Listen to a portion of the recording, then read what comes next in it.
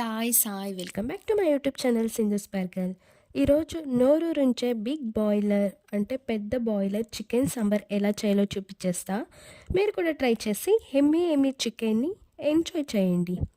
Chicken సాంబార్కి కావాల్సిన పదార్థాలు: వెల్లుల్లి, శుంఠి, చెక్క, లవంగ, ఆనియన్, పచ్చిమిరపకాయలు, టమాటో, కొత్తిమీర, పుదీనా, ధనియా పొడి, కారం, పసుపు, చికెన్ మసాలా పౌడర్, మన మెయిన్ ఇంగ్రీడియంట్ చికెన్. ఈ చికెన్లో ముందుగానే గుడ్లు సైడ్కి పెట్టుకోవాలి. ఇప్పుడు ఎలా చేయాలో చూసేద్దాం రండి. స్టవ్ మీద కుక్కర్ పెట్టి హీట్ అయ్యాక 3 టేబుల్ స్పూన్ ఆయిల్ వేసుకోవాలి. ఆయిల్ బాగా హీట్ అయ్యాక జింజర్ గార్లిక్ పేస్ట్ వేసుకొని బ్రౌన్ కలర్ వచ్చేదాకా ఫ్రై చేసుకోవాలి.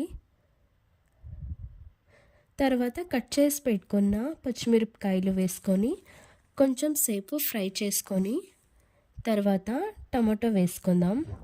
టమాటో మెత్తగా అయ్యే వరకు ఫ్రై చేసుకోవాలి.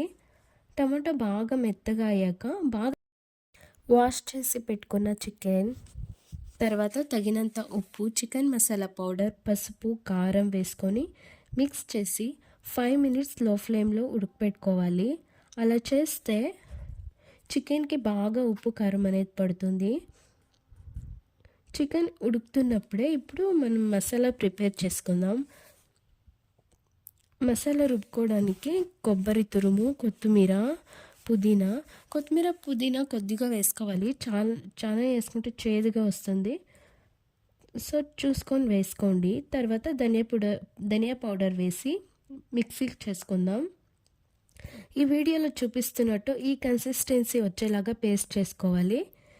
ఆ పేస్ట్ని ఉడుకుతున్న చికెన్లోకి వేసి కొంచెం వాటర్ పోసుకొని లాస్ట్లో సాల్ట్, కారం అడ్జస్ట్ చేసుకొని కొత్తిమీర, పుదీనా వేసి మిక్స్ చేసి పక్కన పెట్టుకున్న గుడ్డు వేసి కుక్కర్ లిడ్ క్లోజ్ చేసి 10 విజిల్స్ వచ్చే వరకు 10 విజిల్స్ అయ్యాక ఓపెన్ చేసి బాగా ఉడికిందా లేదా అనేది చెక్ చేసుకోండి. ఉడికింటే ఓకే, ఉడుకుంటే ఇంకా 2 విజిల్స్ ఇవ్వండి. ఇక్కడ ఉడికింది కాబట్టి మళ్ళీ 2 మినిట్స్ ఉడకపెట్టుకుంటున్నాను. జస్ట్ థిక్నెస్ కోసం అంతే. థిక్గా ఉంటే బాగుంటుంది కాబట్టి ఇంకా 2 మినిట్స్ ఉడకపెట్టుకుంటే మన ఎమ్మీ చికెన్ సాంబార్ రెడీ అయిపోతుంది. రాగి సంగటికి అయితే చాలా సూపర్ కాంబినేషన్ అని చెప్పొచ్చు. చాలా బాగుంటుంది. మీరు కూడా ట్రై చేసి కామెంట్ చేయండి. Thank you.